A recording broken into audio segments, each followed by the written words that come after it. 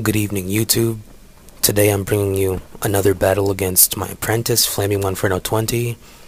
This is actually the closest game that we've had so far. It was actually closer than the ending score actually I had, and you'll see why as the match goes on. But as you can see, I notice it's, another weather versus non-weather, but I'm not worried at all because he mainly has physical attackers, and Intimidate is going to run house, or I'm assuming it'll run house.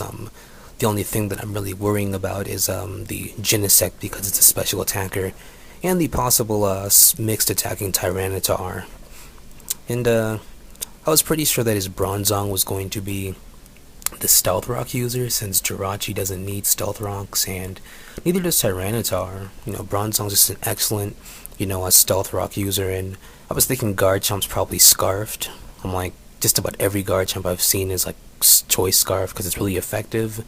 Swords Dance is pretty hard to pull off early game, and I was thinking that if Genesect wasn't Scarf, then it could be Expert Belt, Life Orb, Rock Polish, something of that sort, and Conkeldurr could be a bulk up set, could be Choice Band, could be Flame Orb.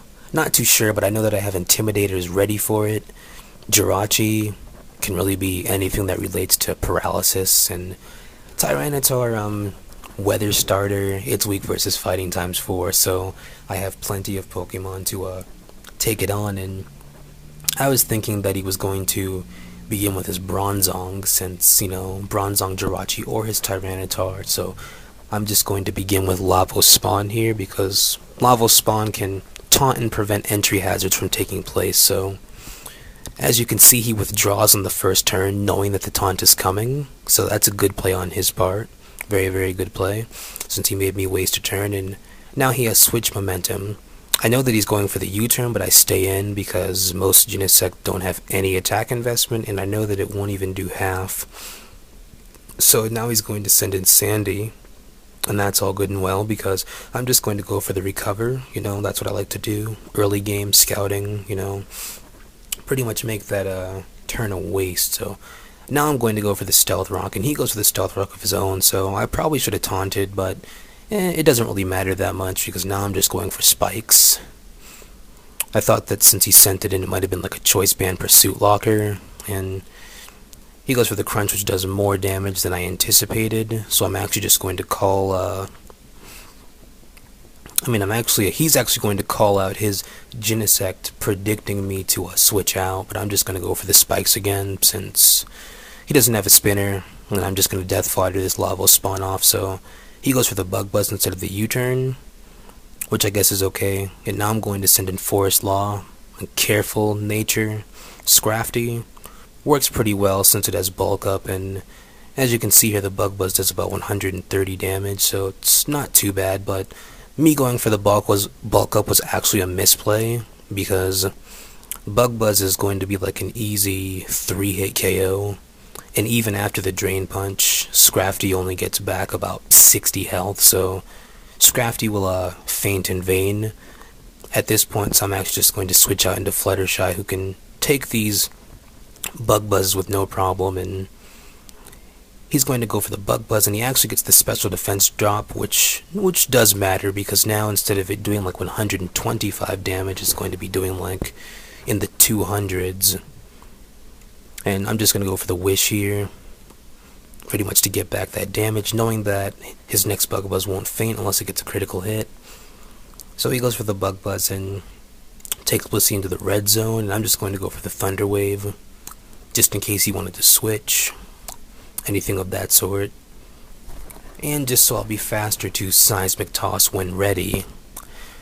So here I'm going for the Wish again to pretty much just stall and get up health, but he's going to switch out into his Destroyer, which was actually a good play on his part, because now I go for the Wish, and even if I did go for Seismic Toss, he could still get his Flame Orb up, and I was thinking, Flame Orb, not that big of a problem, since I'm going to send in Kitty Claws to get off an Intimidate, which takes this Conkeldurr back down to regular power, so it's pretty much just like he's burned with regular power, and that Drain Punch did nothing. Gave him back a little bit of health, but Fluttershy's Wish takes Kitty Claws back to max, so now I'm going to U-turn out, just in case he wants to go for the ice punch, which I was fearing, but double intimidate, reach for star can take the ice punch, and then threaten out with a brave bird. And he goes for the payback instead, so I guess that was an interesting move on his part. I'm not quite sure why. Maybe he didn't have ice punch, but here I'm just going to go for the close combat, thinking that Jirachi might want to come in, and close combat would be a 2-hit KO after the 2 layers of spikes and stealth rock, so that was good for me. And here he sends in his Garchomp, and I just stay in and go for the close combat, since I'm pretty much just going to Death Fighter off this reach for star. There's really no point of switching out because nothing really wants to take an outrage. Like as you can see here, I send in Kitty Claws to get off an intimidate, and outrage still does about 140 damage, so switching out would have been pretty bad. And I'm just gonna go for the earthquake now and get off as much damage on this thing as possible and destroy it. So now he's going to send in his Bronzong, and knowing that I'm locked in, I have to switch out. I'm just going to send in Fluttershy, and he's going to go for the Toxic. So Toxic is not that big of a deal since I have Heal Bell and Natural Cure. And after the Toxic damage, here I'm thinking, well, I'm just going to go for the Wish since I know this thing really can't do much to a Fluttershy.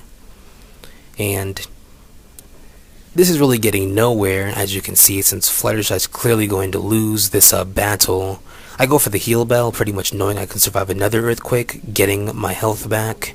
But he goes for the Gyro Ball and gets a critical hit, which does matter since, Fluttershy's defensive and it's slow in general. So now I'm just going to send in Forest Law to get off and Intimidate and go for the Bulk Up, hopefully getting a lot of Drain Punch energy back. And he's just going to go for the Toxic, so things are looking really bleak for my team right now because all I have left is Forest Law and 2 Ice Weak Pokemon. And I was fearing, the Hidden Power Ice. I was thinking that this was the, Bronzong set from Smogon that has Toxic, Hidden Power Ice, Gyro Ball, and I think Stealth Rock or Explosion or something like that. And here he's going to withdraw the Bronzong and go into his Genesect, which is a really great play on his part, since he's pretty much going to allow his Genesect to faint in exchange for more toxic damage. So I have to say that I was proud of him on making that play as well. And now he's going to send in Julia, and I was thinking that it probably did have Protect, but I was like, there's really no point of switching.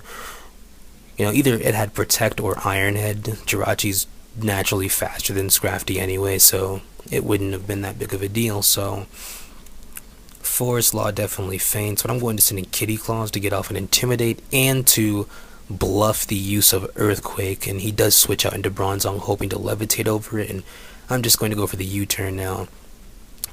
This battle was actually it was actually closer because at this point, if Salamence' Fire Blast after this Intimidate did not faint the Bronzong, then it would have been good game, since Landorus would not have been able to defeat Bronzong, and he would have been able to take him out. So this is really good game from here because all he has left is Sandy and Jirachi, and after the residual damage from entry hazards, Earthquake will be able to one-hit KO both of the Pokemon. So good game, FlamingMonferno20.